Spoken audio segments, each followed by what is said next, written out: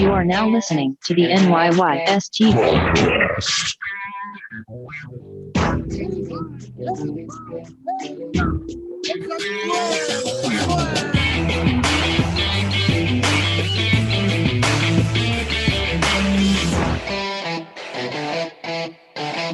Welcome back. This is episode 203 of the NYYST podcast. I am your host, Christian, as always, joined by my co-host, Chris. Yo. And stat guy, Rye. What up? Ryan, your Eagles took it in the face today by the Browns, bro. What up? Took it in the face. Good save. Not only that, well, I guess technically they're still in first place, but I mean, what a terrible team they are right now. I mean, Carson Wentz is just he's just a bum. There's no other word. He really is. But I've been saying that forever. But you can't really say that though, because who's he even throwing to? Can you even name? I mean, they drafted a few young wide receivers. They have their best catching tight end is out. They have, no one really for him to throw to. Their offensive line is terrible this year. So it's a lot of different pieces, but I mean, that whole division is just absolute garbage. It seems like everybody that they have on that team is like a all pro when they play the Giants. Boston Scott, that kid Regan, what's his who's the other guy that they got out Ward there? You guys like to just alienate me. Just start the show. Right out of the gate. Yeah. No, well, I didn't really watch a lot of football today. So I watched the Eagles were on TV too, so I unfortunately got to watch that terrible game. Yeah, we'll get into this later on in the show. We're gonna do a fun little segment, but I'm kind of into the Giants now. I wasn't into them for a while. Now that they're good, we call that, right? It's called a fair weather fan. They're 3-7. I wouldn't exactly call them good. When you compare it to the environment of the division, they're pretty good, right? So you're a fair weather fan. No, I'm not. I don't know. Your mother's fair weather fan. That's my mother or Ryan's mother. No, your mother. Just mine. Yes. Just your. All right, let's get this out of the way. Chris and I were on the Even Odds podcast yesterday. You can check that out. I tweeted it. I'm sure Chris tweeted it. It's probably on their Twitter at Even Odds podcast. Check them out. Chris and I had a lot of fun doing the show yesterday where we battled in some Yankee trivia. The guys did an excellent job hosting the show. We're actually going to work on having them on after the holidays, where they're going to kind of take over the NYYST podcast, and the three of us are going to go to war. And they're the trivia. All right, we're gonna cross streams. Okay, we're gonna cross streams. Yeah. Okay. They're the only sports podcast out of Oregon, I think. Both of those guys. They were going on. It was really 7:30 when they started recording with us. Well, I didn't realize that. Portland, Oregon. Because they did mention that they were in Oregon, but I didn't put one and one together till just. Is it now. Oregon or Oregon? It's like tomato. Either or, yeah, tomato. It's like either or Oregon. Either Oregon. I don't think many people care. Really? No, but you should definitely care about checking out their podcast. No, you definitely should. They really good guys. They do a really good job, and I had fun. I almost beat you. I let you hang around. Thanks for spoiling it. I said no spoiler. No, it's good though. I wasn't done it's with good the regardless yet. because you could challenge yourself. You think you know a lot of Yankees. Some of the stuff, it wasn't just straight up trivia questions. It was like just as an example for you guys to go check out. The first question, you had to keep going to make a list of guys who made the All-Star team since like 2000 or something. So it wasn't easy. You started running out of names. And you really had to like. So what is it? Yeah, right, I said this on the show. One and then one. Yeah, I said this on the show. I would have murdered you in this. It wouldn't have been fair. But all right, then we definitely have to go on the two of us. He said I can challenge you on the show. Actually, okay. I mean, you guys can definitely go on one-on-one, and then the winner can battle me on our podcast. Like a championship. Right. Yeah. I like that actually. That's a good idea. Yes. So then I'll face Christian on our podcast after. And listen, if you're listening to this right now, please leave us a 5-star rating and review on iTunes. Subscribe to the show. You can head to YouTube if you'd rather watch podcasts. I don't know why the hell you'd want to stare at the three of us, except for Ryan and his hair, because he looks cute. I look so cute. And also your graphics are looking good, dude. You're doing Thanks, a good bro. job. Shout Thanks, out bro. to Chris Jr. with those graphics, dude. Thanks, It's a bro. high quality. I love a Trying. good production quality. And you I'm actually you got a few comments on it too. I And did. it wasn't me and my burner accounts. It was actual people. Yeah, but more importantly, please, whatever the hell you're doing, stop. If you've been listening to us for a while and you enjoy the show and you listen on Apple Podcasts, subscribe, leave a 5-star rating and review. Right. Right. Yep. So, what are we going to talk about? Is there anything to even talk about? This is like the point in the season where we're like, well, maybe the Yankees will sign DJ. I mean, this is now we're at the point, where we're just going to beat a dead horse until there's like literally not enough to scrape off the pavement. Right. It's really what you want to get down to is if you believe DJ LeMahieu is going to be a Yankee or not. And, I guess a lot of fans every day that passes are getting more and more worried that he's not going to be there. But all you keep hearing is that the Yankees are putting all their efforts this offseason. Their number one priority is re-signing, re-sign DJ LeMahieu. And I tweeted this earlier, and it's kind of the fans' fault that DJ doesn't have a new contract because half of you want him to re-sign and half of you want him to resign. So it's very confusing. Is that your biggest pet peeve, Christian? I feel like it definitely is. Grammatically, yes. I don't know why that's pissing me off so much. Like I let they are there, all that bullshit. No, those bother me. What about lose and loose? That's a big one. That bothers me too. That one doesn't loose. We used to work with a lady named Luce. At Pizza Don't Express. don't forget though, with this whole LeMahieu thing, I know it's a different offseason because of the pandemic or whatever, but most players I feel don't sign until December anyway. I don't think Cole signed until December 11th, I think, last year. Cole was the winter meeting, so it's still really early in the offseason. Early. It's not even Thanksgiving yet. And from everything we're hearing, it seems like it's more of a when and not an if. Like it seems like they're going to get this done. I don't think the Yankees are going to insult DJ LeMahieu with a contract offer. And I think that's the only way that DJ would kind of start looking in other directions if he got insulted. Like if the Yankees put I don't know, what would you consider insulting to DJ? You figure he turned down the qualifying offer, which was just about $19 million a year. And, he set his own benchmark too. I mean, those reports coming out that he's looking for 500. So, which I would say a heartbeat. In a minute. The years are there, but this would be a slap in the face to me. Would be like a 3-year, $60 million contract. Yeah, I mean that wouldn't happen. Because that's where the Yankees would put that out and say, hey, you're making $20 million a year. You only made 12 a year. This is a big increase. But I feel like that would be your slap in the face because it would only be for 3 years. Yeah, I think because of DJ's age, he probably wants to get paid past his 35th birthday, which kind of makes sense at his. I'm going to stick with my original prediction and say 4 for 90. I think that's where they'll settle. Well, we didn't talk. This didn't happen. No, but we were talking about it. No, this didn't happen last week. This happened during the week. Is that Robinson Cano? Don't you know? Yes. He got popped with another PED suspension, so he's out for all of 2021. So naturally, could be a big pain in the ass for the Yankees because now. Uncle Stevie has an extra $20 million and a second baseman that second base position that he needs to fill. So a lot of Yankee fans and I guess it's rightfully so. Ryan's been on the LeMahieu to the Mets train since day one. So he really has. Yeah. But personally, I just don't. I honestly don't see it.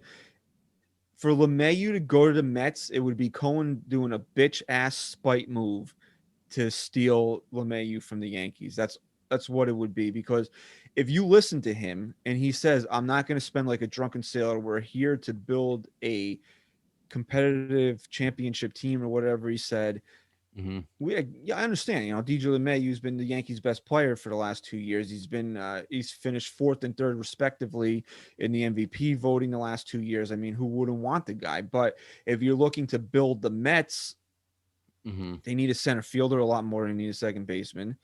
They need a catcher a lot more than they need a second baseman, and they need somebody to slot behind Jacob deGrom a lot more than they need a second baseman. So if you're going to look at things realistically, by the time I guess that the Mets would get through 1, 2, and 3, you would think the Yankees would have DJ LeMahieu locked up already. I don't buy that he's going to Toronto because, again, I don't think that DJ really wants to be bothered with the uncertainty of the Blue Jays. Not that I don't think the Blue Jays will be good this year. I think they'll be really good, especially now that a lot of their young hitters have another year under their belts.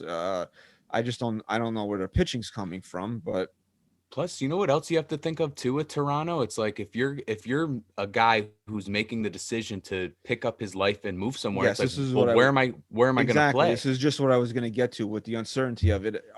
You can't move to Canada right now, right? You can't be an American citizen and move. I mean, I guess you could move, but you're going to uproot your family to Canada and during a pandemic, and meanwhile, it's bad enough when there's not a pandemic. Are you even going to be able to play in Canada? Because aren't the Raptors playing in Florida? The Toronto Raptors are playing in Florida, sure where, right? But in Florida, yes, Florida.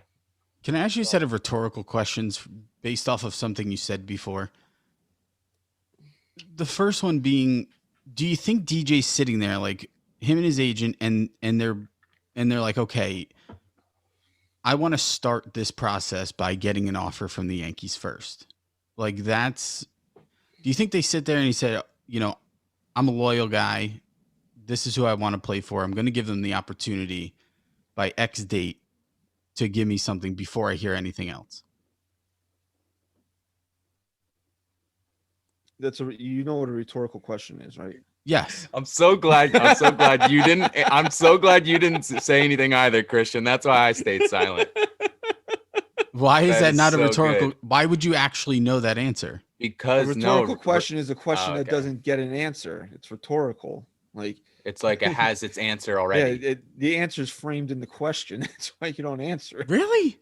I thought it's like to get if someone offered you $1 million, would you take it? Would I? Yeah. That's not a rhetorical question. You didn't answer it. Answer. It's a given answer. So what is mine? A hypothetical? I don't know what I'm saying because Christian can't give me a real answer. That's because he doesn't. The title of the episode. I'm telling you right now, I guarantee you I'm right.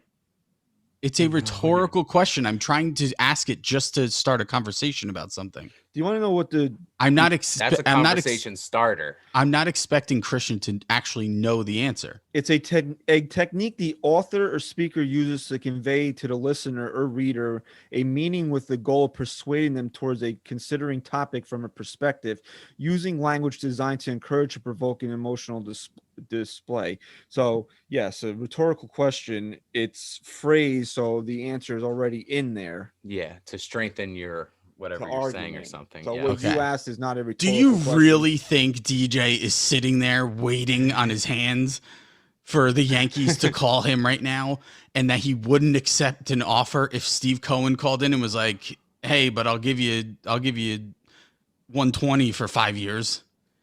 I mean, do we really think that is something that like he's not in it for the money at some point?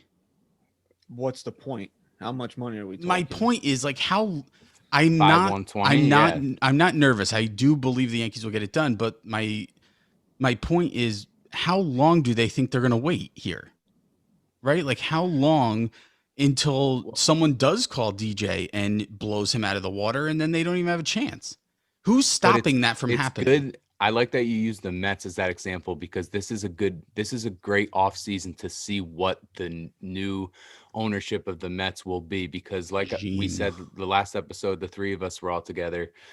It seemed like this organization was making moves with in mind where the Yankees were their rival. But like Christian said in the, Cohen had the press conference, and in that conference, he said he's not considering the Yankees to be that team that he has to worry about. So if that's the case, then maybe he doesn't shell out that money for DJ in spite of the Yankees. But like you just said, what if he just throws the money at him anyway, where we've seen the history of Steve Cohen is that he throws money at, $140 million paintings, like we said last episode.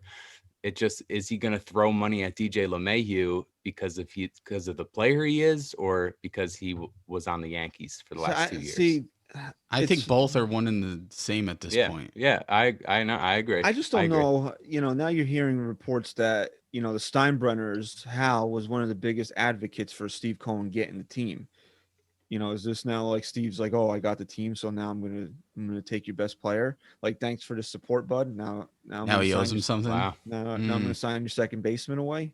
Maybe Hal felt threatened, and he helped him get the team, thinking that Steve would. I don't know. What was he feel threatened about?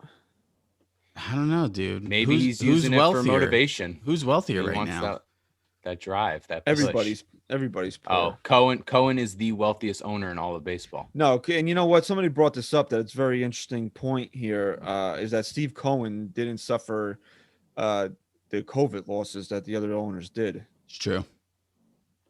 He's not operating off of what happened last year. He's coming in fresh. No, but let's call it for what it is. He's also purchasing one of the most obnoxiously awful organizations ran in the last how many years.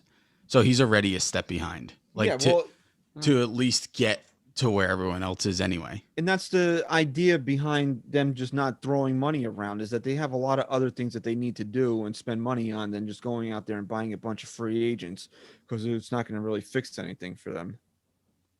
Yeah, but DJ, dude, I mean, we're not just talking about any player here. We're talking about a guy who's friggin' been the best hitter in baseball for the last couple of years. I mean, consistently. So we'll just, when he goes to the Mets, we'll write him. We'll take out a full page ad in the New York Daily News, and we'll say goodbye and wish him luck in Queens, because that's what everybody thinks is going to happen. So we'll just go with it. All right. I'm down. See ya. Sure. We can watch him during the Subway Series. I just don't see it happening. I don't see it happening, to be honest with you. I think the Yankees, it's going to come down to like it was with Garrett Cole. There was really nobody that was going to stop the Yankees from getting Garrett Cole last year. Just like, that was because they blew Cole out of the water. Do you see them really blowing DJ LeMahieu out of the water? But I don't think they have to either. I think they already had LeMahieu in the building, and LeMahieu has also stated that he would be willing to take less to stay here. He stated that? And that just goes back to my point, though, nice. How long do they have him in the building now? How long is he willing to take a discount to stay in pinstripes? I know it's still early, but I'm sure there's other teams itching. Wasn't there a report that came out that the Nationals could extend an offer? If he wants to go to the Nationals, let him go. Let him be stupid and go there. Hey, if they want to pay him, though, like Chris said, how much money is it where he looks at it and says, I'm 30 years old and I want to get paid because I'm playing a game. During the season. I'm over 30 years old. Rhetorical. It's called a rhetorical question. So, if I'm LeMahieu, I couldn't care less about, playing for the Yankees. If you're going to offer me that much more money, I'm going to take the money. Yeah, but again, if you're DJ LeMahieu, you have to look at a lot of different things. If this is going to be maybe his last shot at winning too, and the Yankees are going to come in competitive with an offer, sure, we're going to go to some bum team for. Well, no, yeah, right. But I don't think the Mets or Nationals, the two teams that are maybe rumored other than the Yankees or even Toronto, where those are three teams that are right on the cusp, I'd say, of competing for a playoff. Toronto's going to I just don't see it happening. I think Toronto's going to have a real tough time attracting free agents because of the uncertainty with the coronavirus, is that they're not even going to be able to, have a home base of operations, really. Toronto's biggest problem has been their biggest problem now for the last 3 years. And I don't see them making any moves to to help it. That's why, and obviously that's pitching, and that's why I think Paxton could end up back in Toronto, because I think he makes the most sense for them right now. You know, Michael Kay said this last week, 2 weeks ago, that the Yankees should take a flyer on Paxton. I'm not touching him. Now, why are you going to take listen? Only if it's really, really cheap. We talked about this too. Like, how many times are you going to give these guys? This is Cashman's time to show he's not going to do that shit anymore. Like, if you get a guy here who has no history of injury and then he gets injured and it's a freak thing, whatever, fine. But he knew the risk taking Paxton the first time, and it showed up. I mean, he was hurt way too much. So why are you wasting money now getting that guy back? I mean, but again, if you're telling me that you want to take a flyer on Paxton, it's a flyer. It's to 1 year, $5 million. something like that after you already filled out your rotation, and He's going to get way incentive-based. more than that somewhere. No, yeah, and he's not worth it. It's not worth it right now. No, not look, at all. again, if Hal wasn't, talking about the luxury tax right now, I'd say, sure, screw it. I mean, who cares? But if we have to have the luxury tax in mind, why am I spending a dime on James Paxton? I'm not. It Well, just I doesn't mean, make sense. For $3 million, it does. Yeah. Again, it's unrealistic. He's going to get offered way more than that. He still is not able to throw for teams that want to watch him throw. Bro, go please do me a favor and look up the Clevenger contract. The dude, they signed him knowing he was getting Tommy John. You think that matters? I mean, he'll get money. He will get money. Look at this, and people don't understand this with the Yankees. I think we talked about this. When we were doing, I don't know, maybe a couple of weeks ago, we brought this up when the Yankees were picking up and declining options. They basically let Tommy Kahnle walk. And it was reported that Tommy Kahnle's trying to decide between multiple 2-year offers, and people don't understand. Oh, why would you sign Tommy to a 2-year deal when he's going to have Tommy John? Because you're really only getting him for one. Teams do this now. They pay a guy to rehab to get his rights for when he's going to be able to pitch. I got into an argument with somebody about it on Twitter, and I listened to about 4 different people that they did it with. The Rays did it with Nate Eovaldi. They paid him to rehab, and then they had him basically because they figured they would trade him and get an asset for him, which they did. I'm pretty sure the Yankees did it with Adam Warren, although then they ended up releasing him. He never ended up pitching for them again. What about Britton? No, Zach Britton. He was fully healthy by then? With the Yankees? Yeah. The Yankees signed him healthy. Okay. Or they traded for him when he was healthy-ish. Healthy-ish. Okay. He was pitching again. He got injured with Baltimore while I was still under his deal with Baltimore. Right. But I think also the Twins did it with Pineda. Pineda. There was there was a few other examples of teams that gave out 2-year deals to guys on Tommy John because they want to pay for the rehab, and then they want the rights to the pitcher when he's healthy. And for a small market team like the Rays, it makes a ton of sense to do shit like that. You could even go back to, I know it's not them signing him, but you can go back to the Sonny Gray trade with what was his name? Started with a K. Caprillion. I mean, yeah, definitely. Who was that? Who else was in that package? Caprillion, Fowler, Jorge Mateo. Okay, so at that point, Caprillion was really the guy that was you had the most expectations for, but was the biggest risk at the same time. Yeah, but again, this is what we might have talked about this last week when you bring up Jason Dominguez. Wasn't Jorge Mateo supposed to be the next superstar in the New York Yankees? Yeah, right. Okay, so what happened with him? That's what I'm saying. I don't get too hyped up with these prospects anymore. You want to trade them, trade them. Obviously, you got to be smart about it. I'm not trading Jason Dominguez for some run-of-the-mill third starter. But if a team wants to offer you a frontline starter or a superstar type player at a need that you have, I would trade Jason Dominguez in a heartbeat. Yeah, listen. 17. I mean, he's 17 years old. Listen, talking about prospects was cute in like 2017 and 2018, but we're going into the year 2021 season. You better not be even talking about prospects at this point. I don't care. 2016 into 2017, you needed the prospects. We needed them. And then 2018, you were like, yeah, prospects. And then 2019, you were like, this is our year, but kind of prospects. And then 2020, you're like, fuck prospects. And they still didn't win. And now it's 2021. If you're hanging on to any prospects at this point, you don't know what you're doing. No, Jason Dominguez. If anybody wants him, Take him. I'm taking calls on him.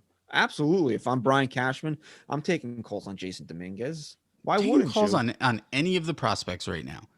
I am looking for one more piece, and it always feels like one more piece.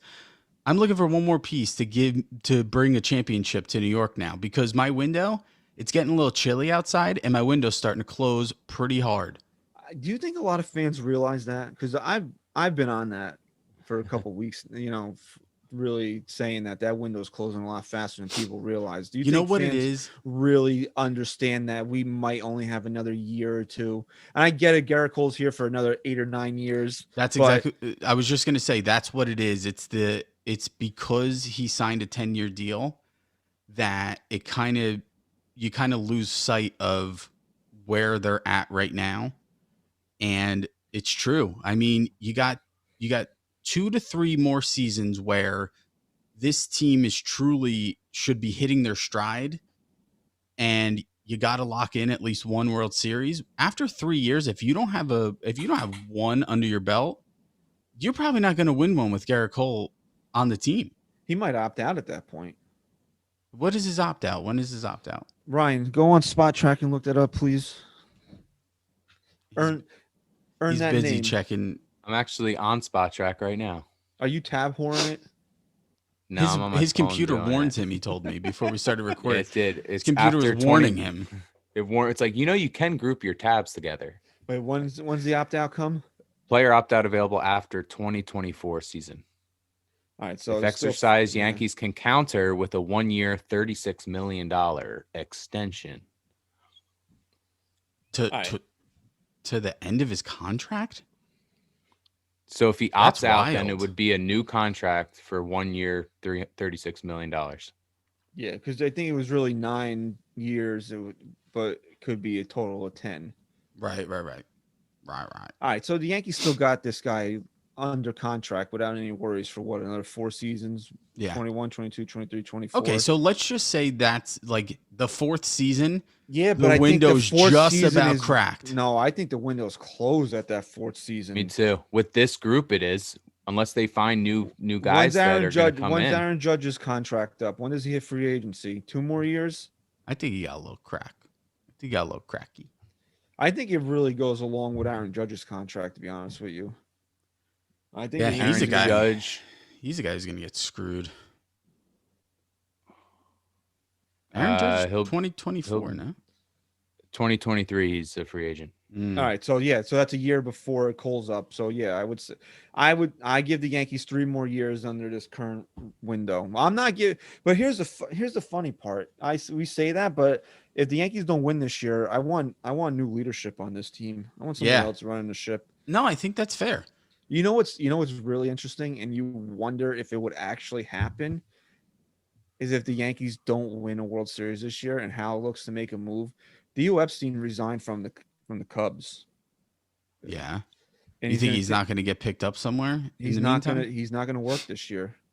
From all Wow. accounts, he's not gonna work this year. Wow. I'm just Wow. saying, would you take Theo Epstein running the Yankees? Hell yeah, dude. Yeah. I think he's Guy one of the broke 2 best to ever curses. do it. You think he can break ours? Yeah, there's a Yankee curse now. Oh, absolutely. Anytime. the Yankees- Absolutely. So it's been 09 and we're heading into 2021 with that drought. What was the curse? What was the curse, you think? What caused the curse after 09? What happened in Oh. 2010? I don't Curtis even- Granderson? Lyle Overbay. When did we get Lance Berkman here? 2013, 12, 13. No, 11, 10, 10. If it was 10, it's Lance Berkman 100%. It was 10 or 11. When did the Yankees went to the ALCS in 2010? The Berkman curse. They went to the ALCS in 2010. Yeah, they dude, lost I was there. Rangers. I'm looking up that roster right now. Actually, no, you I wanted wasn't. Lance. I was Lance there. Berkman- it was definitely 2010. What are we Yeah. thinking? 2010. Great call Yeah. by me, and It's he's the 10. reason. No, I don't think it's Lance Berkman. I think it was. Hmm. It might be Austin Kearns. Ooh, good one. The Kearns curse. Good one. When was Jabba Chamberlain's last appearance as a Yankee? Was that 2010? Because then we'll get the Jabba curse. Ooh, that's even better. I'll look that one up, Rye. I'm pulling it up. You got it? His last he was pitching for the Yankees still in 2013. Really? What? Yeah. All right. When's the last year Jabba was good? 2006. When did they try to make him 2008. when did they try to make him a starter? Oh shit. 2010. Boom. No, wait, that was 09. 09 was he made 12 starts in 08, 31 in 09, and then 0 again in 2010. So that was it. Once they messed That with was him, the year they gave up. Yeah. once they ruined Jabba's Once life, the Jabba rules were concluded, the that's when Yankees the just curse can't began. win. The Yankees cannot win. Man, ever since they started focusing on pitch count and all this bullshit, yeah. I was actually kind of actually makes sense. I was It's more watching my than just daughter a this curse. morning, and she's like so close to taking her first step, and she's like hanging onto the table, and she'll let go, and she goes to like lift her foot, and I'm like, there she goes, come on, take that first step, and then she goes to lift it, and boom, she falls right down. And in my head, this is how fucked up I am as a father. In my head, I'm going, it's like the fucking Yankees, man. They're like so close to taking that next step and getting there and being successful, and they just fall on their asses year after year, I let my year daughter after get year. a And then I was concussion. depressed, after that, and I put my daughter in her fucking So playpen.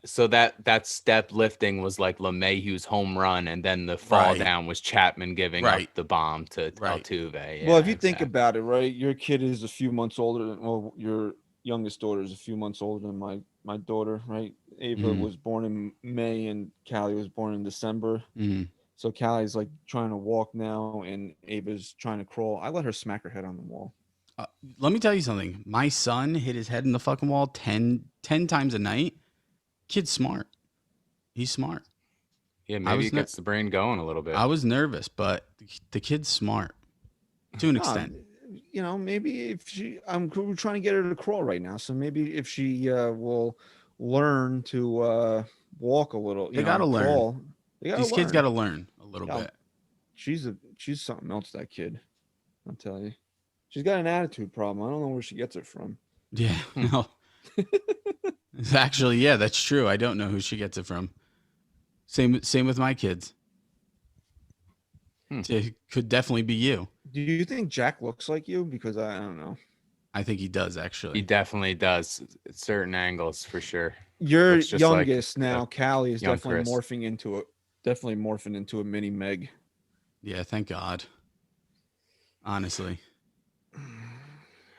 Why you don't want your daughter to look like you? No. You're kind of cute. I mean, if she does though, like What the is it with the two of you calling each other cute? It's You gotta, you're fucking brothers, for Christ's sake. It's 2020. I'm open to a lot of different things, but you guys are brothers. It's still not cool. Oh, you haven't Yeah. heard? That's that's in now. that's No, in. is Yeah, it? That's in. it's trending. Okay. As long as you're over 13 years old. Well, I It's guess in. this is as good of a segue into anything here. Is that we're gonna do a little fun little segment here on the show Okay. this week. Okay.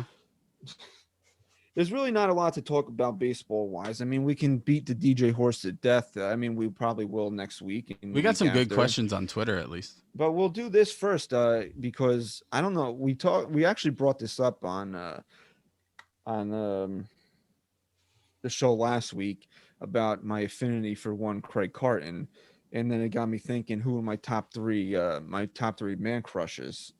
So we can just get Ryan out of the way right now. He thought he was being funny. He just answered Tyler Wade. And it's all true. All three of those. Yeah, I are don't know true. what you're talking about. Trying to be funny. I was just trying to be honest. I thought you. So asked the nobody question. else cracks the top three for you? I don't even think about anybody else, dude. No? I don't know if we're talking Yankees. I'd give an honorable mention to Masahiro Tanaka in hopes that he stays. But So, other than that, what's I the mean, it's movie- T-Wade. What's the movie where the guy's like obsessed with just one thing or one person? Well, you might be thinking he's of like- Always Sunny in Philadelphia with No. Chase Utley. No. No. And he's like, First of all, Ryan, that show, Dinkelman. everything he does is like based off of this one character that, oh man. And he even refers to his life as like what this character would do.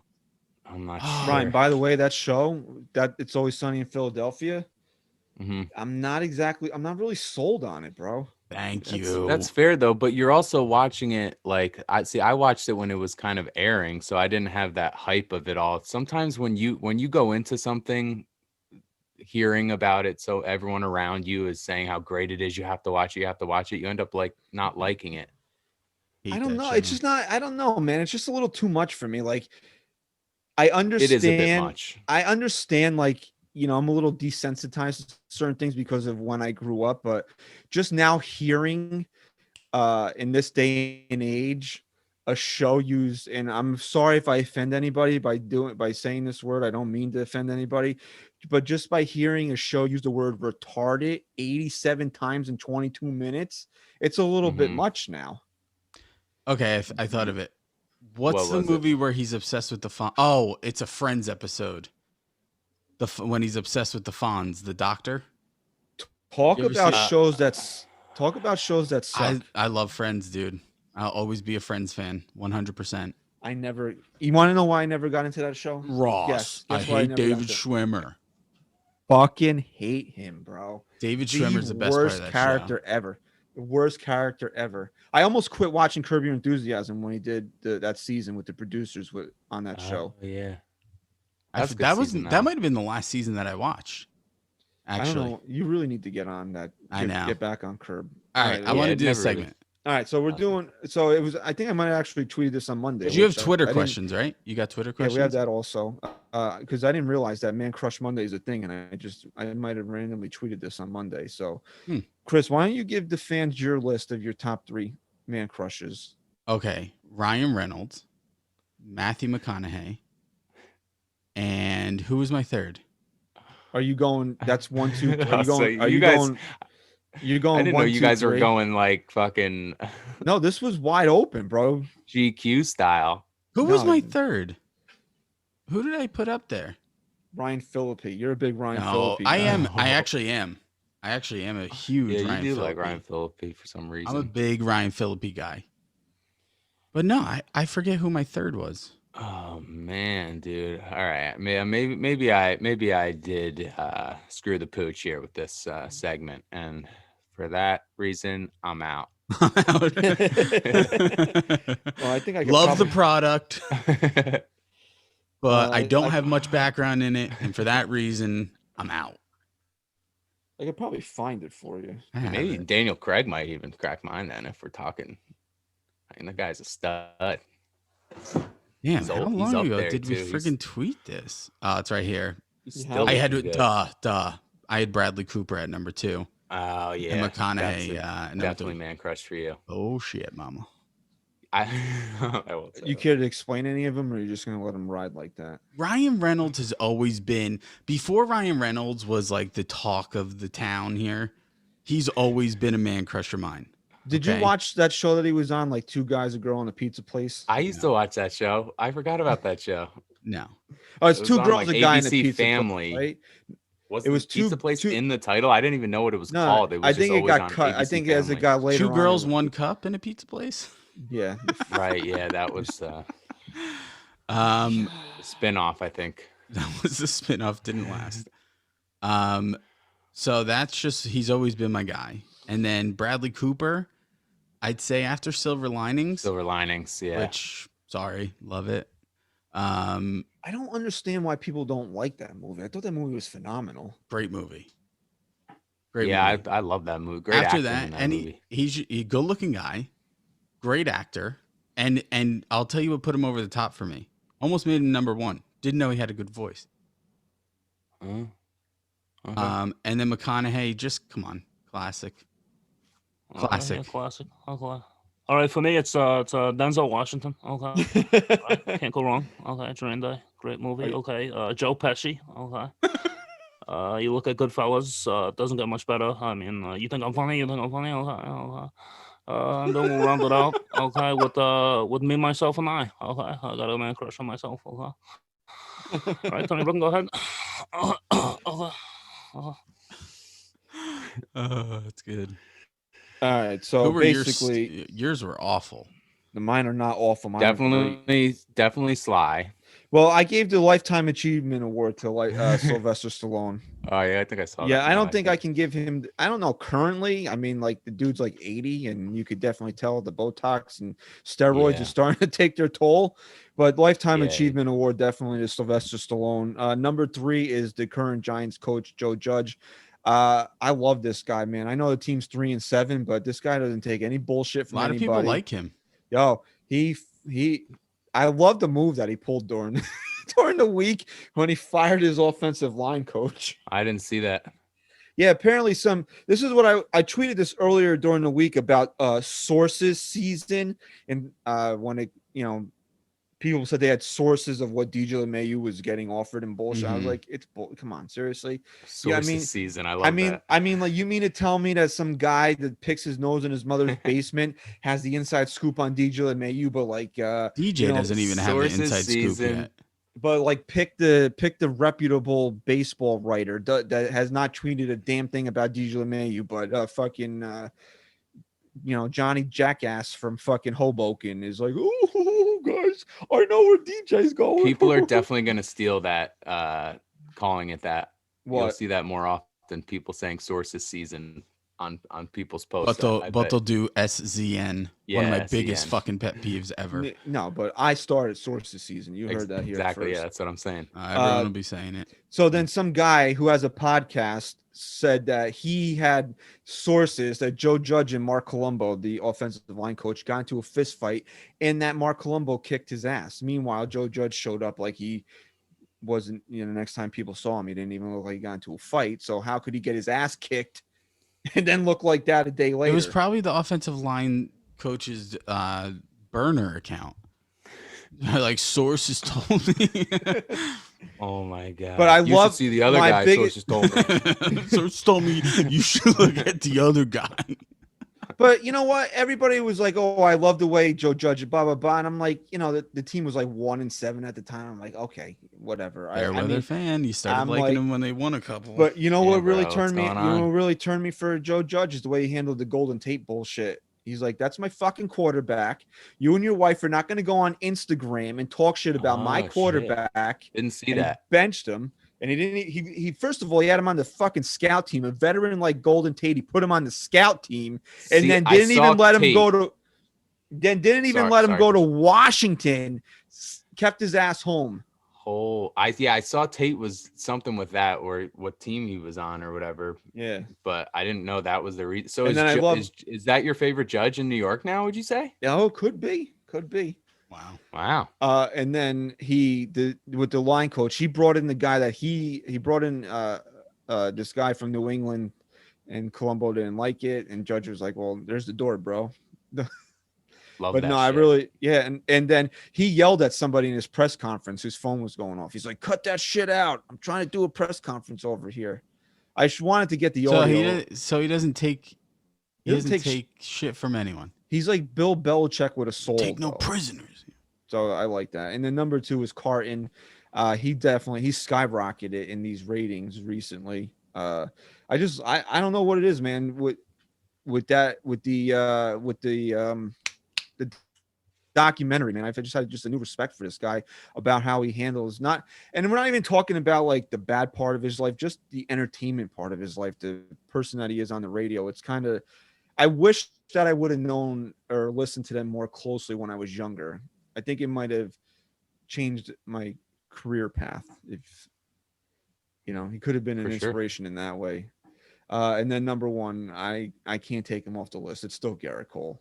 He's got, if we don't win a World Series this maybe. year and he's not a big part of it, he's going to be off the list though. Yeah, that's fair.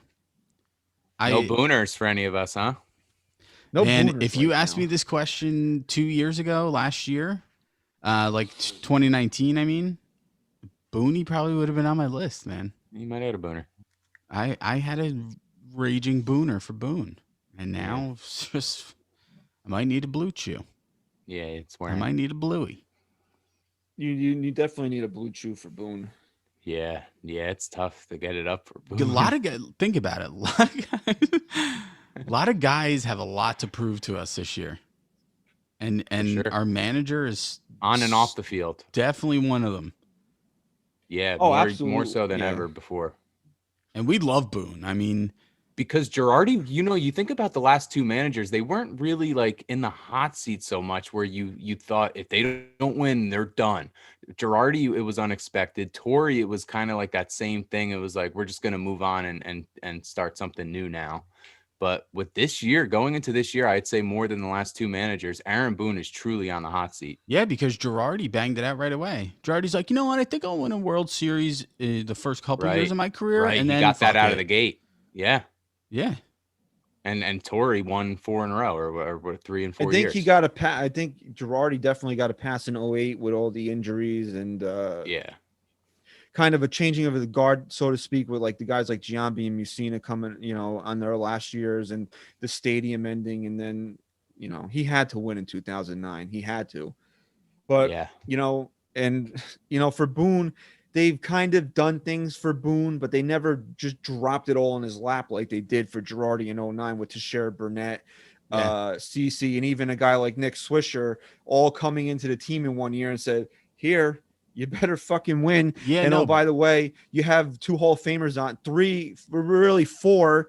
If you think about it, if it wasn't for steroids, that team would have 4 incumbent Hall of Famers on it in Cano, Rodriguez, Jeter, and Rivera. Yeah, you don't realize how good that team actually was, but Boone got the new and improved Yankee, philosophy. We're gonna grow from within. We're gonna be all about prospects. We'll plant a couple stars on your team, but we're really just gonna bring guys up and see what they can do. Now you got him Garrett Cole. But, you want to use the pandemic as an excuse. Fine. This year is the year, man. This shit's it. Especially if they get DJ back or they add another big pitcher to this rotation. You better win.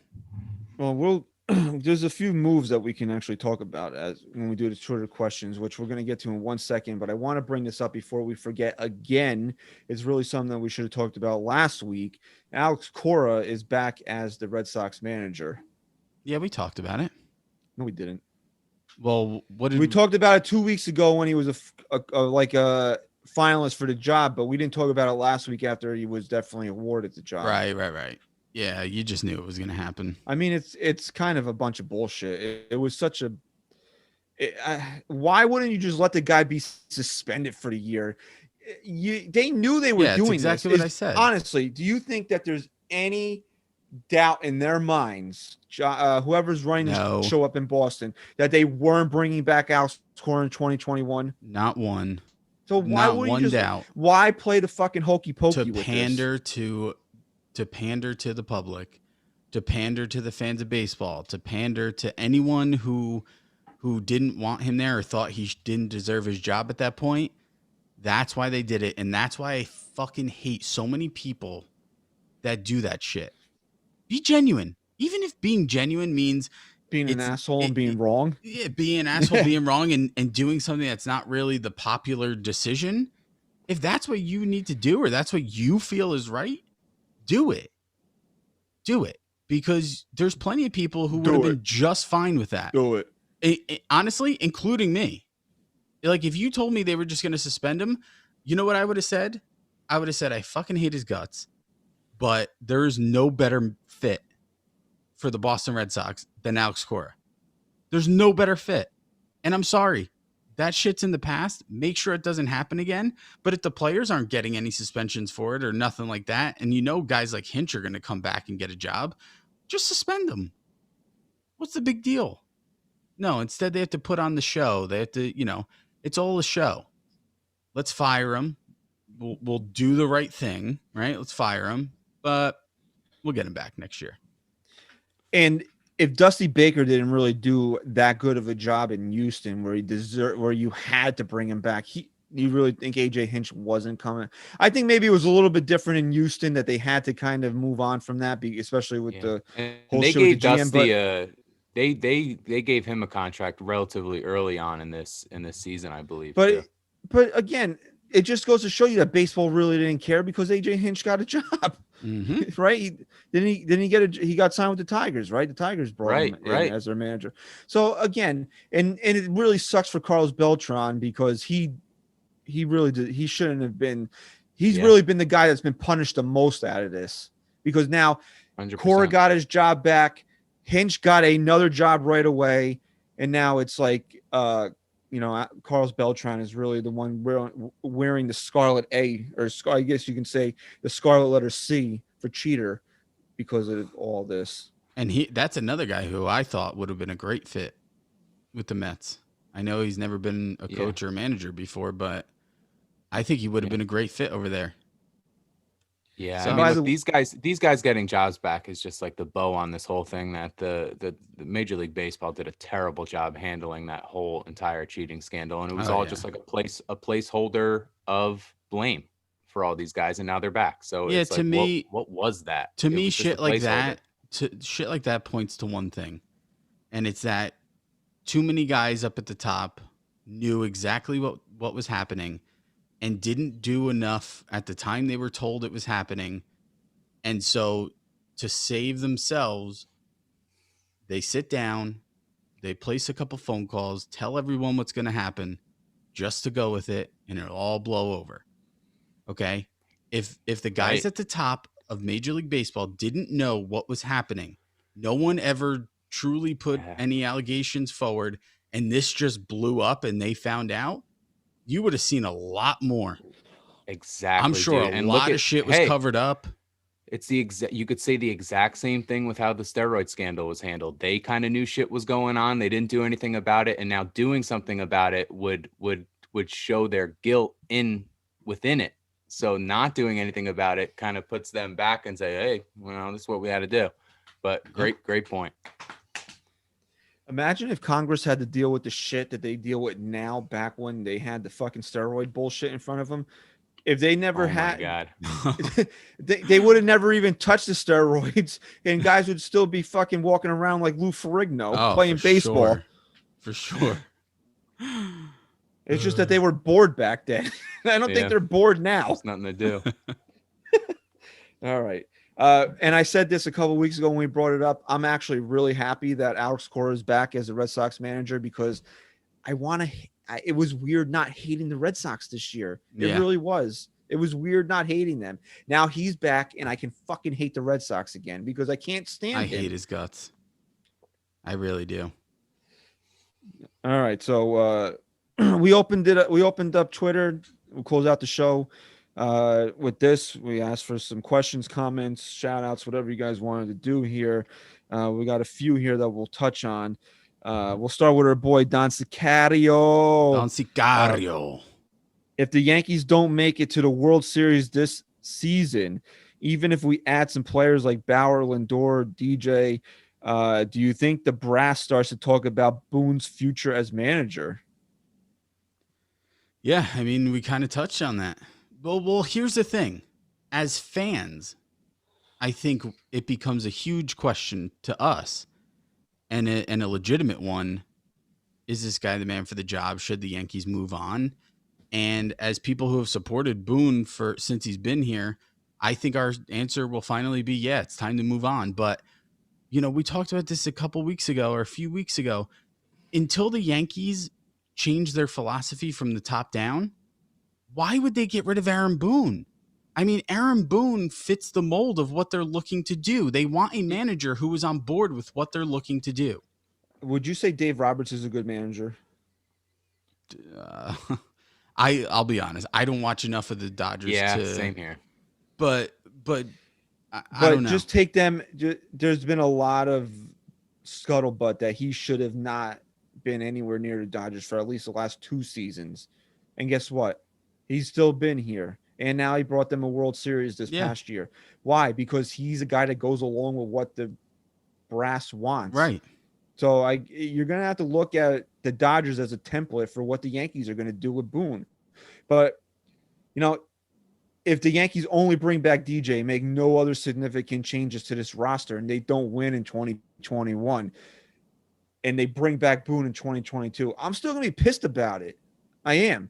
But you're also going to say this team wasn't good enough to win, and they didn't do anything to change it. So how is that the manager's fault? Right? Mm-hmm. I understand that point of view. But also, now if you're talking about that they're going to go out there and maybe add Bauer or add this guy and add that guy and give him reinforcements and don't win, how can you bring him back at that point? How? If Hal goes, LOL, fuck it, I'm going to spend money and just do whatever because fuck Steve Cohen, I'm going to show him the spirit of George lives in me or whatever crazy ass shit you want to come up with, and they still don't win. How are you bringing back? First of all, how are you bringing back Aaron Boone and Brian Cashman if Hal does that shit? It's true. Yeah, that's what I was gonna ask you guys. It's like if Aaron Boone's not there next year, wouldn't you'd have to say that they're both not back next year. If one of them's gone, they're both gone. Because if the GM's gone, then usually they like to bring in their own guys. If the coach is gone, then at that point you might want to. I just don't see it happening. I just don't. Realistically, if I had a gun to my head and you asked me, will the Yankees either fire the GM and the manager if they don't win this year, or at least one of them, my answer would be no. Like, I just don't see them doing it. What if the Yankees don't make the postseason in 2021? How do you come back from that? How do you bring back Aaron Boone from that? Okay. I don't care if the whole entire team gets COVID for the entire season and nobody plays and they got to play with the Somerset Patriots roster. How do you bring that team back?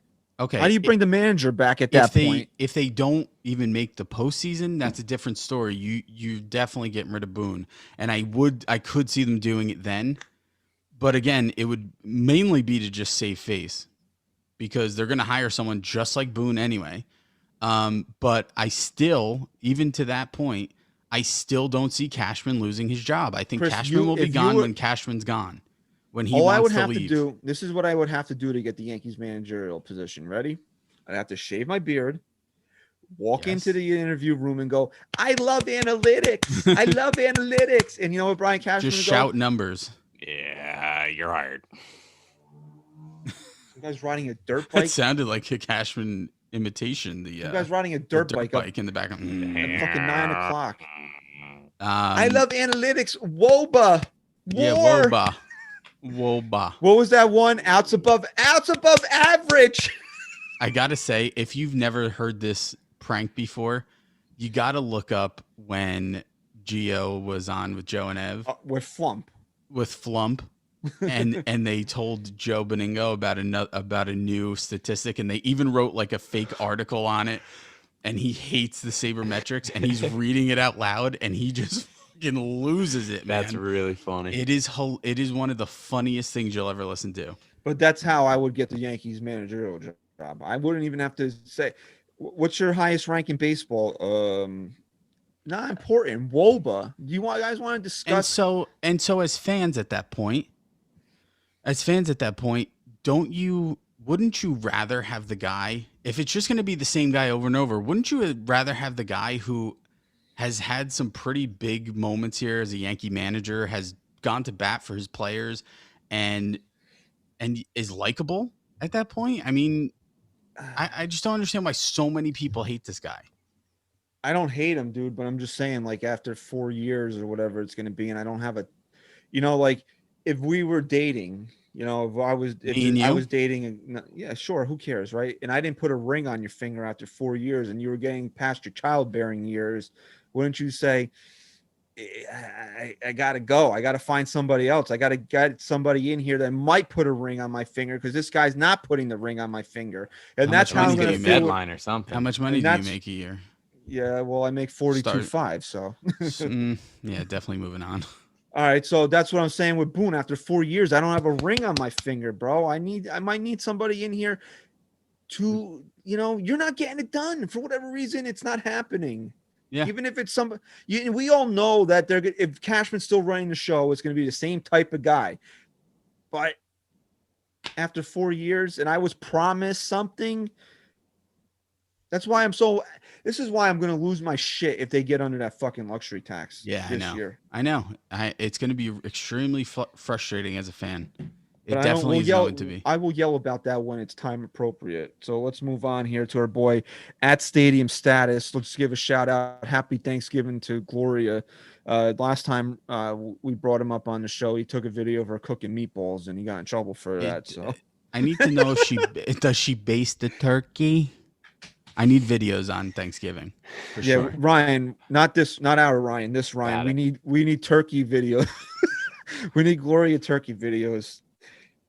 He goes, happy Thanksgiving to the fellas. And if you have any fucked up stories from when you guys were kids during the holidays, he goes on to say, I had a cousin who was 5 years younger than me and I punched him in the stomach and he threw up all over my bedroom because I caught him stealing my video games.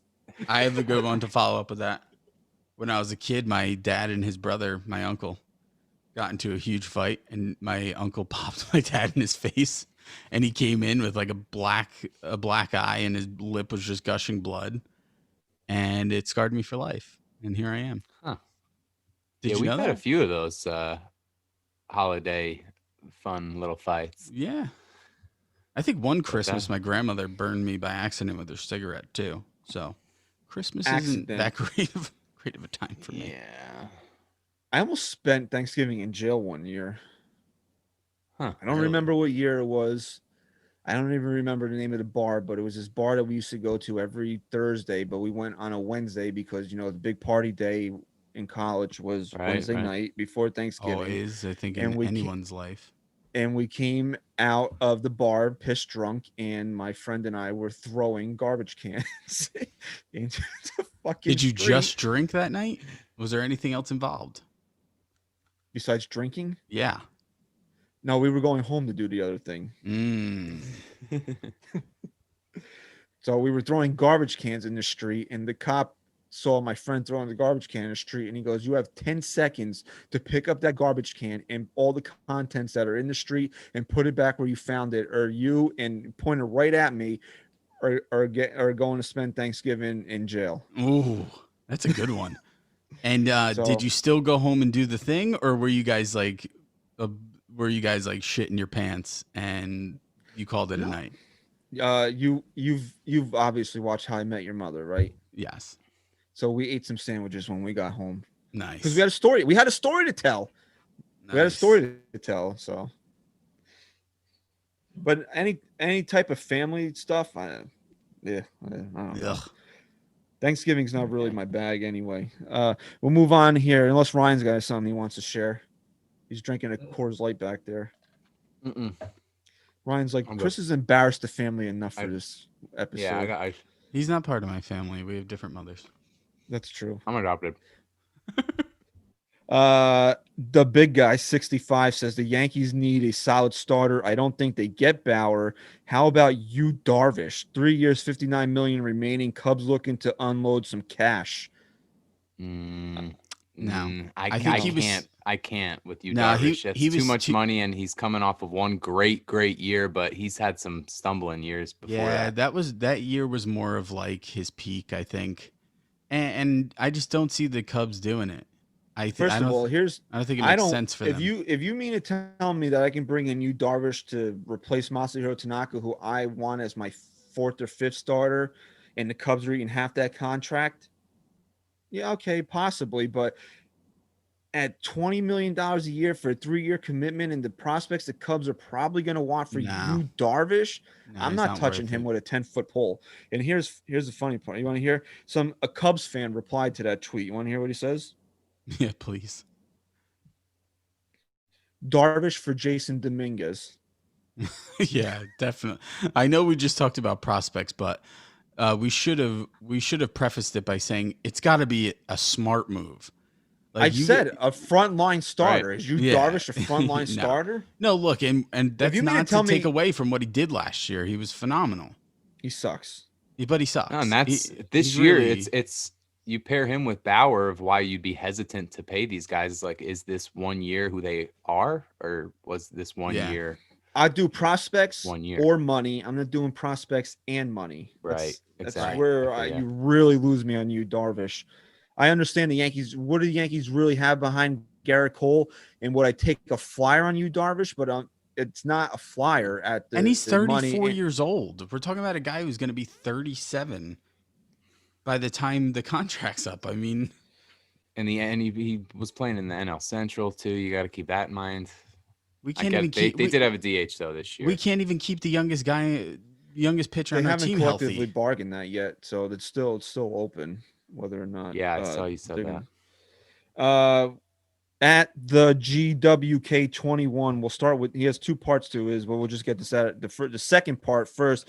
He says, "Can you guys shout out my brother Joe Cabani? Hope I'm saying that right. He's a police officer and a huge fan of your show and the Yankees. So Joe, tip of the Wait. cap, bro. We definitely Thank you for your appreciate your service. Yeah, your thanks, man. service and your protecting our listening. communities. Thank you, and yes, thank you for listening to the show. And I think it's Um, Kobani. You have to say it. Going off, Kobani. sir. Okay, Some and he gold says, cards "Do you for think? us, huh? Yeah, send us some gold Gold. cards. I have a gold card, but I'll replace it, even though it's from one of my closest friends. I'll replace it with yours. I actually have a blood 100%. relative that gave me Gabani Gold?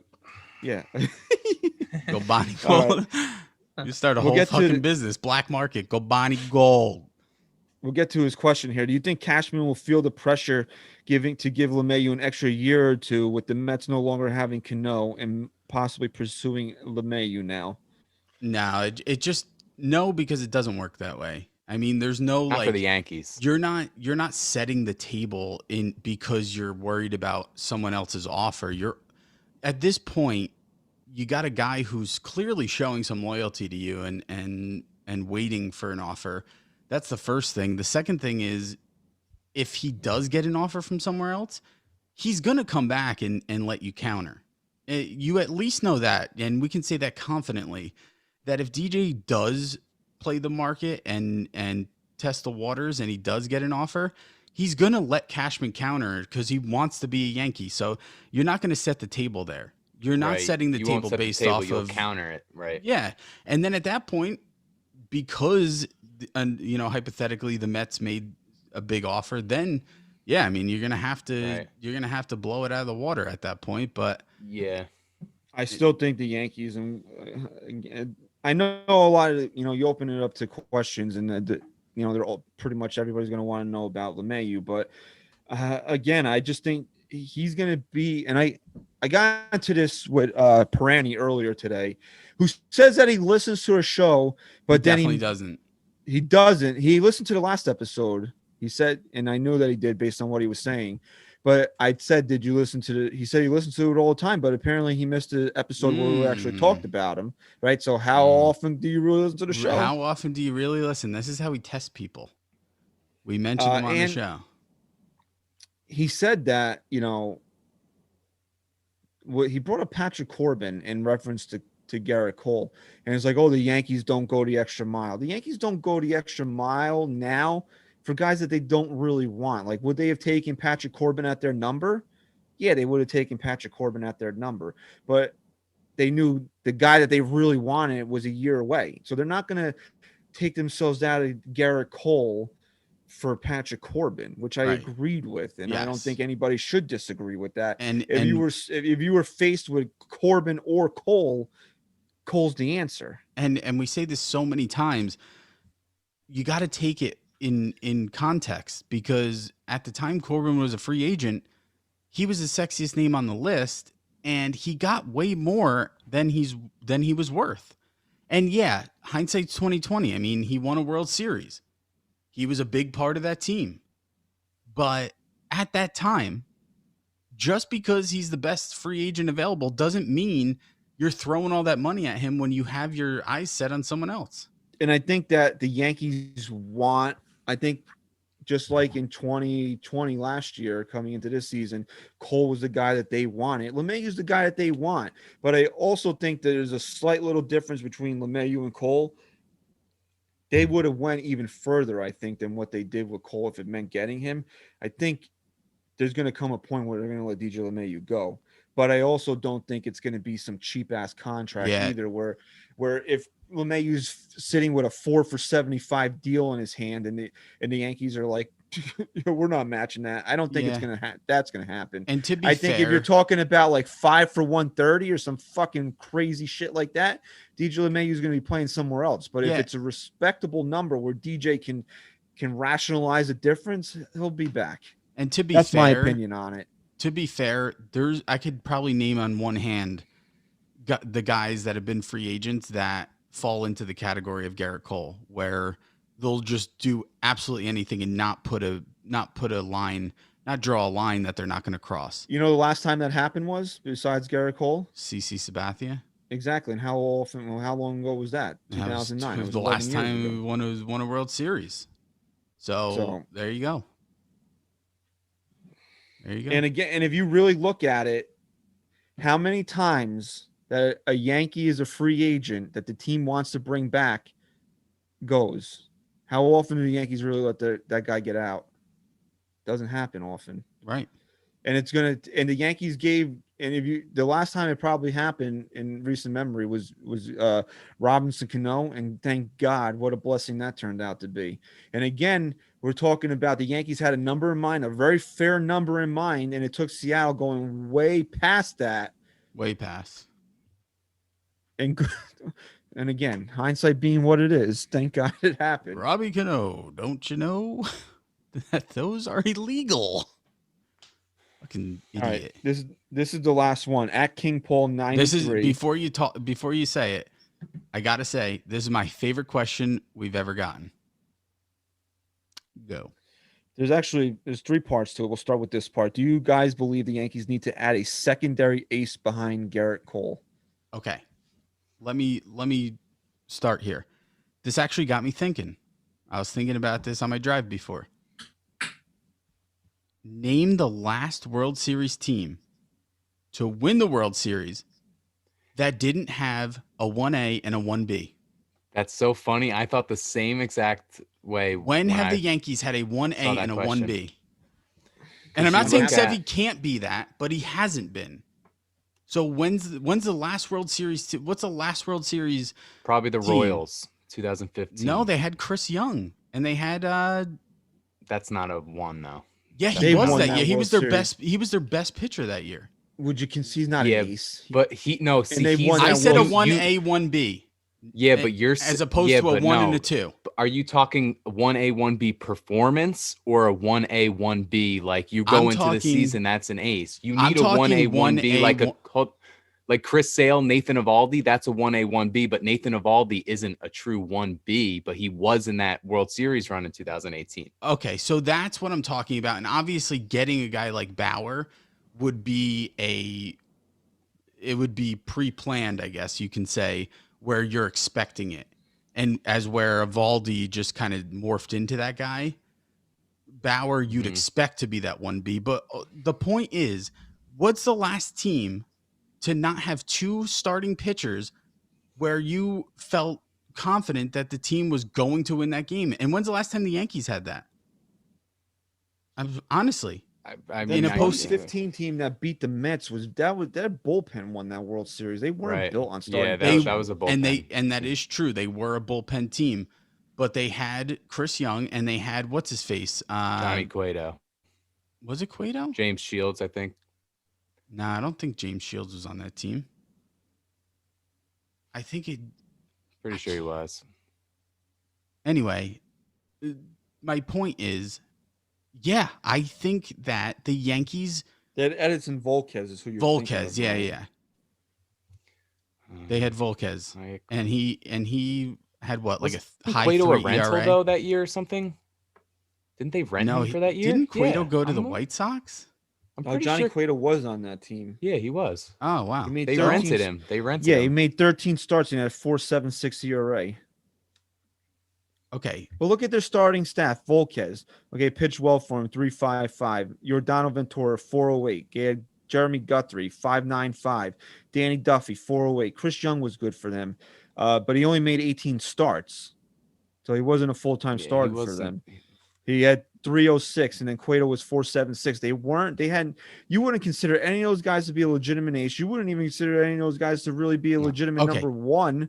Outside of any team that has beaten the Mets to win the World Series, Oh, now see, here we go now. Honestly, though, it's a fair point, especially today. But then let's just look at the last 5 years. Then let's look since 2015. You had Verlander, and Charlie Morton stepped up. Who won in 2016? Who was the that? Astros. Oh no, the Cubs. Sorry, Cubs had Lester and Kyle Hendricks. What's his face had who's the dude who had the phenomenal year? Arrieta. I'm drawing a blank, dude. Jake Arrieta. Yeah, it was Arrieta. Was it Jake Arrieta? All right. So it's do they just win with just Lester? Look at the Nationals, Scherzer and Strasburg. Look at this. The starting rotation is a lot. Look at this is a really good starting rotation. Lester 2.44, Arrieta 3.10, Hendricks 2.13, Lackey 3.35, and then Hamill. And then Hamill was their fifth starter with a 3.83. So that's a really good starting rotation. So then maybe we'll set that as the benchmark of 2016. I mean, since then, name a team that has done it where they could have just done it with one ace, with one good pitcher. Nobody really has. No, Except that's what this team has missed. Is this maybe the missing piece? Can Severino potentially be that piece? We still don't know. We still don't know. You look at the Yankees getting eliminated. 2018, who was their game one starter in the American League Division Series? J Happ, I believe, right? What Against the fuck the Sox. Did you just say? What did you just say? Go wash your mouth. You're not allowed to say that word on this show. Oh yeah, I'm sorry. I needed like a shock collar or something for that. Buzzer. Call the Astros. They have a few. This year. So then 19, they didn't have an ace. They didn't have Garrett Cole. Houston did. They made the World Series. And this Paxton year started game one of the playoffs for them in 2019. Was that a wild card? Was that a wild card? DS game, right? against the Twins. Oh, no, yeah, DS. But then game two, he got lit. That was the CS I'm talking about. Game one of the American League Championship round. You said who started? Yeah, you're right. Started Severino started. Did Severino start the wild card game in 2018? Yeah. He started, but then look at this year, pitched, right? They finally got their 2017. Did he pitch in both of those games? Yeah, I think he did. I think he got. He did. We had a whole debate in 2018 that you got to lose with your best on the mound. I think he went 3 innings or something in the wild card game that year against the A's, but there wasn't a lot of pressure on him because of. But then look at this year, right? They finally get their ace, and then the number 2. What does Masahiro Tanaka do for them this year? He just doesn't show up. So yes, I once I saw that's a great question.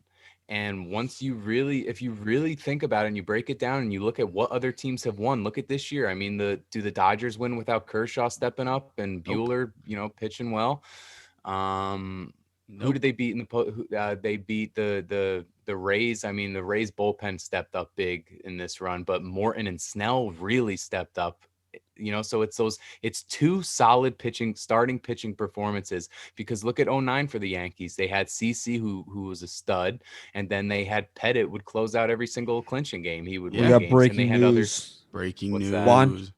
Juancho Hernan Gomez has signed with the Minnesota Timberwolves. Who gives a shit? Couldn't care less. Is he with the Knicks even last year? He was gone, right? Anyway. No. Next time. What's the next part of this question? Because I thought that was really the. Yeah, I agree though. They need a. Yeah, I mean, it really makes you think twice about how valuable Bauer could be.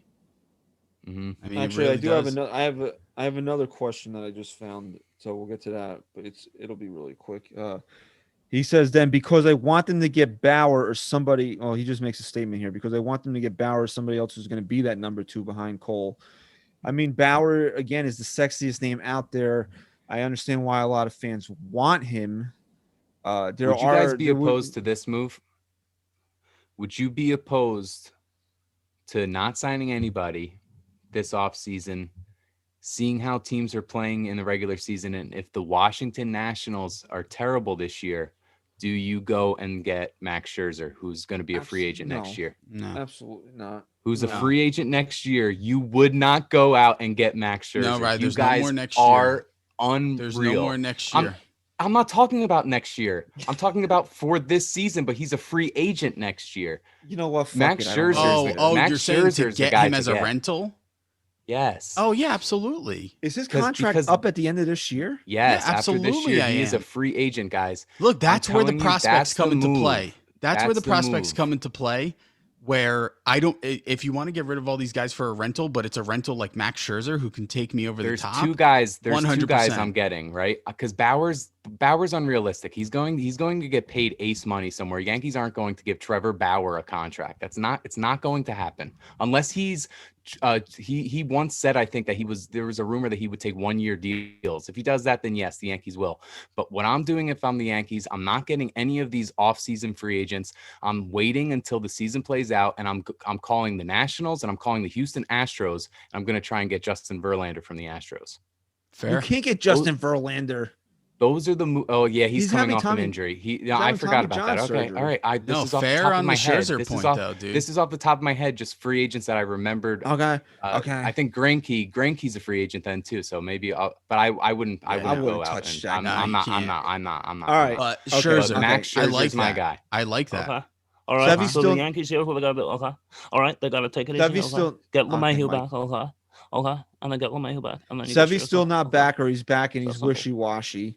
Yankees are, they're around first place. They haven't really pulled away. They're in a dogfight with the Rays. It's, the end of July. Ring, ring, ring. Hi, Brian. This is the Washington Nationals GM here. Hello. How are you? I'm gonna send you Max Scherzer. You gotta give me Jason Dominguez straight up. See ya. See ya. How So about you mean Davey to tell- Garcia you're gonna- instead? What if I give you Davey Garcia instead of Jason? And we really like Dominguez. We think he's going to be really big for us. Hicksey's going to be gone soon, so we need a center fielder. You need a pitcher, obviously. How about we give you Davey? He's had a solid year. He's got us 12 wins this year. ERA's a bit high. He's in the 4s, but he's going to give you a good year. How about Davey for Scherzer straight up? Click. Damn. So you mean to tell me that you're gonna trade Mike Trout and Mickey Mantle's love child for 2 months of Max Scherzer? Yeah. Yep. Yeah. Hey. Hey. Hey, baby, That's a move wanna that win you World have Series, to win. baby? You have to win the World win. Series. You Do have you want have to win a to World win. Series or not? Do you want to be prospect Ryan- huggers or do you want to be World Series Ryan, I'm telling you, trophy I'm- holders? I'm not disagreeing with you at all, but that's a move that if you don't win the World Series it's with, time. you're- It's time you're to on the fu- fucking. you're on the You know soup- how we say. you're on the soup line, buddy. You know how we say we hate when reporters, writers, whatever, they come out and they're like, sources are telling me that this could happen, but it might not. Like, no, if you're gonna fucking do it, put your neck out and either get killed on it or be the hero. And it's time the Yankees do that now. If that Put up or shut up, babe. trade, if that opportunity presents itself, the Yankees better pull the trigger. 100%. But Brian Cashman, if he goes to Hal Steinbrenner, because he's going to have to get that approved by Hal because of the money involved. He's not something that he can just do on his own. Hal has to say to him, if you're going to do this, I'm hanging a fucking banner in this stadium next April. Absolutely. Put your ass is job on the fired. line, dude. But again, Let's go. here's where I have my biggest problem with Hal.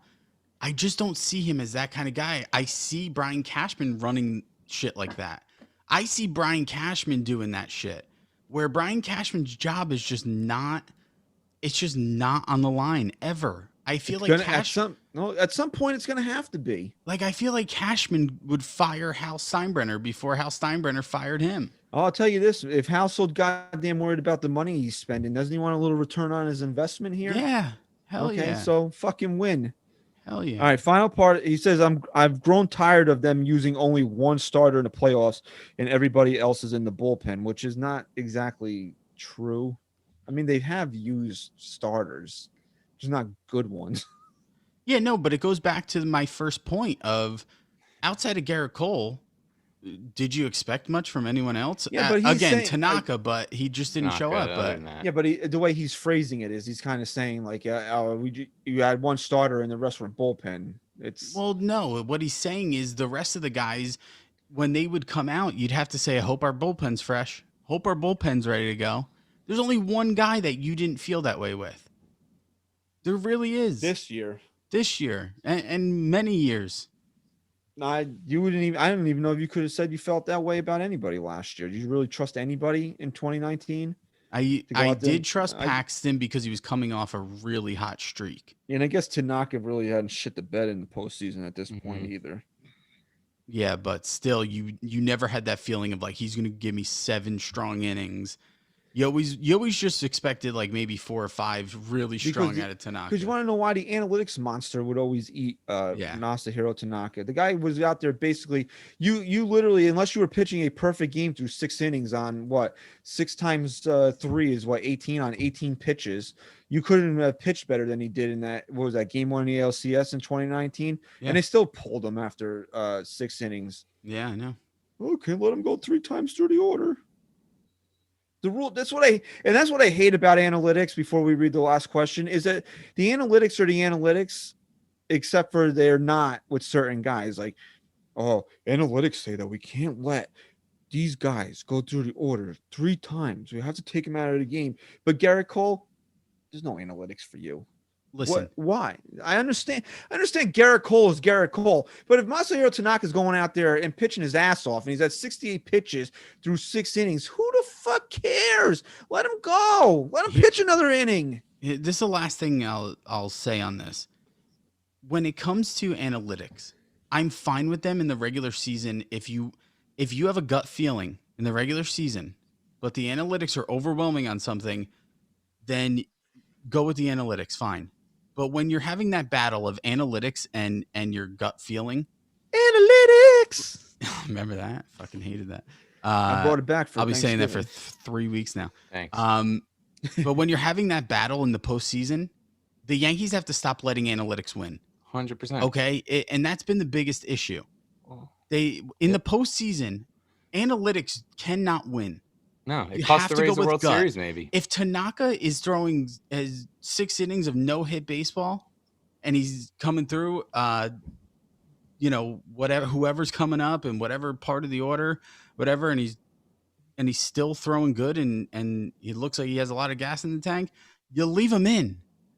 Like, you got to play it. Are there analytics in football, Christian? Do Yes, they they're use big analytics now? Yes, Big. They're big in Okay. big in analytics. the NFL because last couple of times I watched Troy Aikman call a game, that's all he talks about now.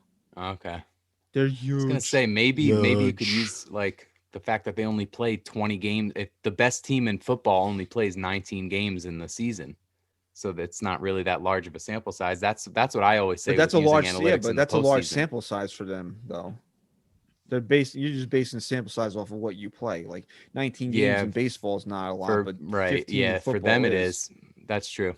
Okay, yeah. So then my point would still make sense then that once that postseason starts, it's the postseason. It's a whole new start. So it's 28 potential games if I you just play don't best of understand 7 why straight. everyone wants to make numbers more difficult than they already are. You know, the Like, Yankees even in biggest- school, they're like 2 + 2 is not 4 anymore. You have to take the 2 and split it down into 2 ones. Like, no, motherfucker, just keep it simple, man. it's been the Yankees versus analytics. That's what's been keeping them from winning a World Series. I really. know. All right, last question here, and then we'll wrap up the show. I'm always saying to myself, I'd be lucky if we go an hour. And what are we running? About 75 minutes now? Hour and a half. Wow. We give people what they want, though. We hope anyway. At bootleg 1776, very, very fun handle there. Chris doesn't get it, but I get it. He goes Trevor Bauer to the Yanks and DJ to the Mets. Predictions. I would probably flip the 2 of them Yes. if I had. No, to. I don't think Bauer's ending up on the Mets. I don't think Bauer's ending up on the Mets. I think that DJ You know what, LeMahieu, though? if there was a bet on DraftKings or FanDuel right now of will DJ LeMahieu end up as a New York Yankee, I'd lay the bank on it. It's going to happen. Would I you don't know sell where your- Bauer's going would to you- end up. Would you bet your wife and children that the Yankees are going to re-sign DJ LeMahieu? 100%. Ooh. With confidence. Wow. Well, you wanted to cut down the amount of guests you were going to have for Thanksgiving anyway, so Is it all Yeah. 3 kids or just 1 or 2? you get to pick your favorite one and not put them in the bet. Do they still go by her on weekends? Every other weekend? Sure, if that's what you want. then I'm in. That's how you want it. If you want to rephrase. I just it. want a free every other weekend. They can go live with Uncle Ryan on the weekend. Yeah, Okay. sure. No Deal. thanks.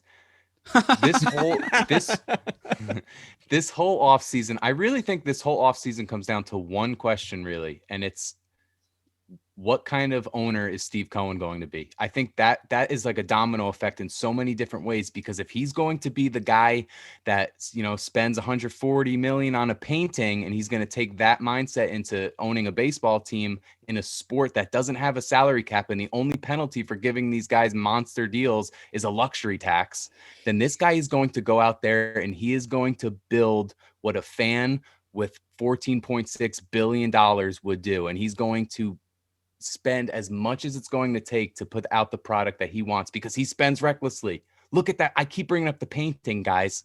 He spent $140 What is million. this painting of? Nothing worth $140 million, woman? whatever it is. Is it a nude Better live? be something good. Like a nude model painting? But I'm saying with him and his spending, how but he Pornhub's spends, free, is he, so why would you pay $14 million on Right. on painted titties? yeah, and why would you? Or is yeah, it like why one of would those you paintings use where like that as someone your throws source? a fucking bucket of paint on it and he's like, Yeah, this is just the brush, 14 yeah. million. You know, is he Oh, gonna you remember throw the that money episode out there? of Parks and Rec where Tom has to go and get the art for the thing that they were doing, and he's like, "Make art." Oh yeah. Yeah. But like, is he going to? Because there's no salary cap. I feel like we all kind of forget that in a lot of ways, that this sport does not, compared to other major sports, does not have a salary cap. So Okay. what is Steve Cohen going to do? Uh-huh. Is he going to spend Yeah, billions? he's Uh-huh. also, I think Christian made this point last week or the week before.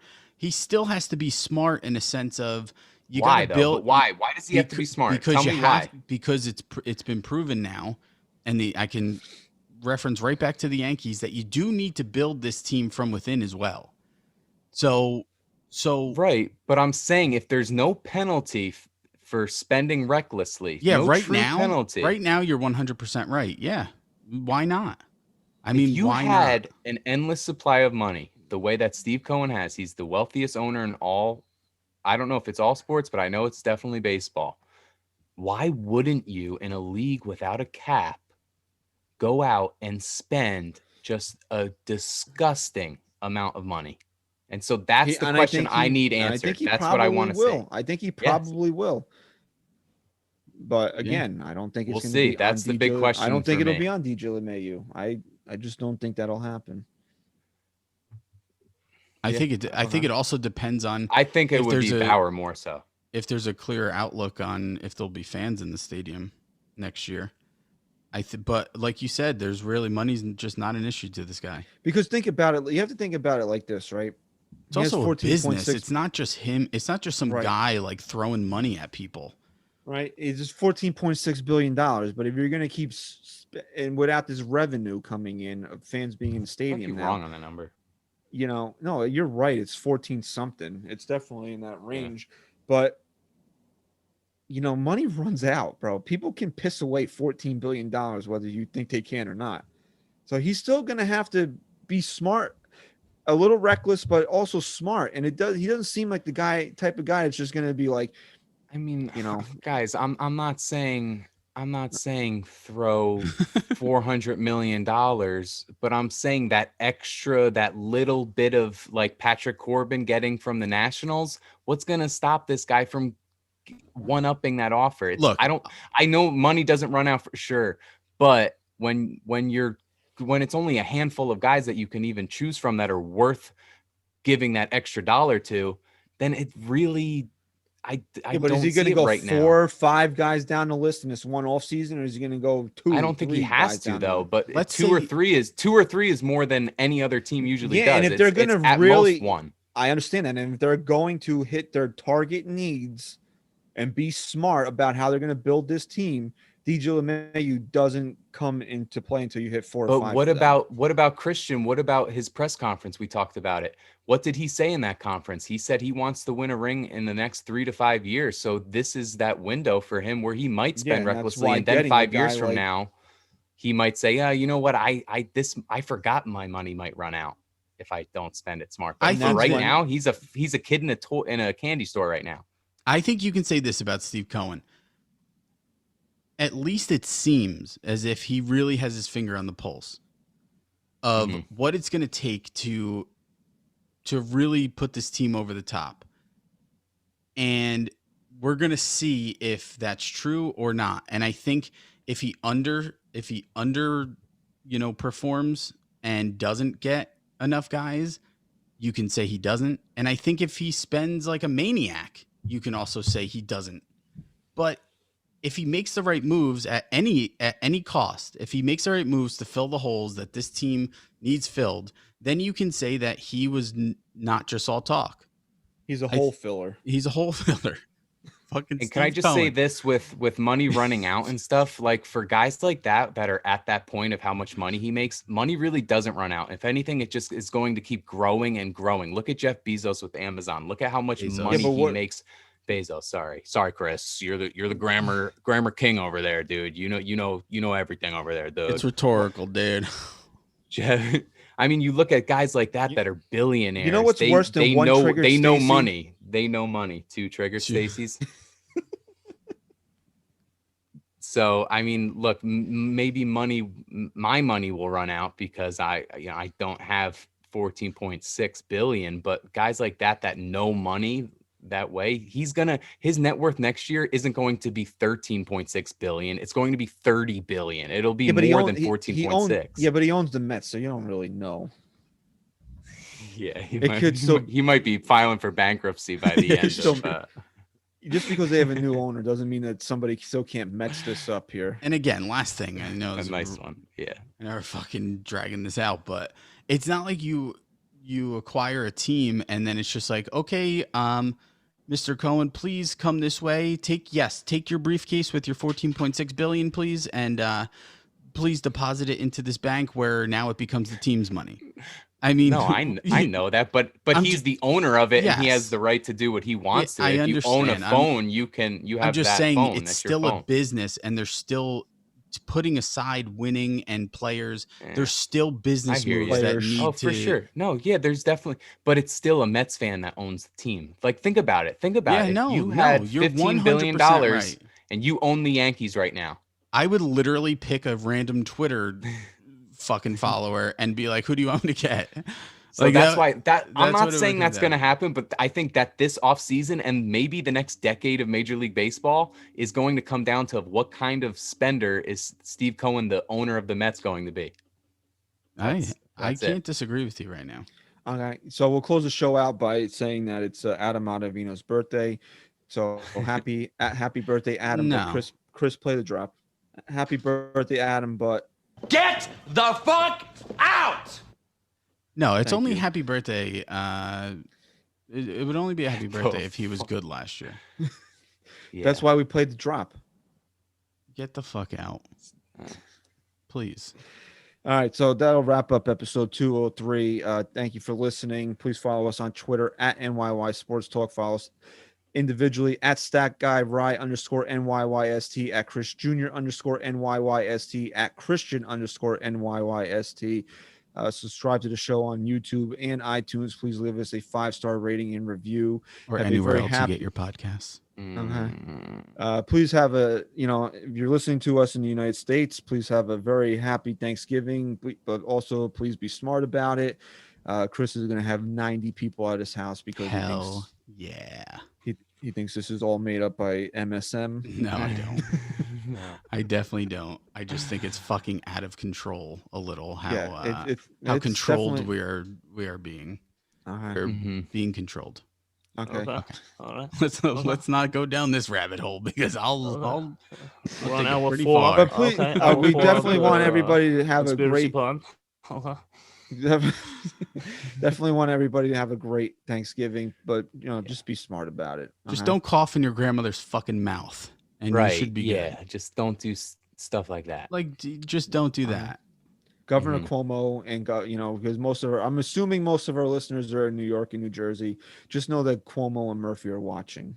They're watching you. You can, if you want to interlude out with the with the police song, "I'll Be Watching You." You can do that. That'll be good for the Christmas season. They see you when you're sleeping. It's not about Santa anymore. It's about fucking It's about Andrew the Cuomo. governors. Oh, and then we'll close the show with this. Is that in case you were wondering if Santa can come visit this year? Chris's favorite person in the world, Dr. Go Fauci. Dr. said Go that- Fouch yourself. He said that Santa can't get COVID. So there you go. Oh, I told my Oh. kids he could. so Well, what, don't be. can we get his so don't be upset. antibodies to get the vaccine going? So don't be upset if the's no gifts under the tree. Ryan, was that you that said he had Santa bodies? No, I didn't, but I wish I did. Somebody said that. I saw it Santa- somewhere. It said Santa-bodies. Santa bodies. No, it wasn't me. All right. Thank you for listening to episode 203. Have a happy Thanksgiving. Stat Guy Rye. Go Yanks. Chris, say goodbye. Peace.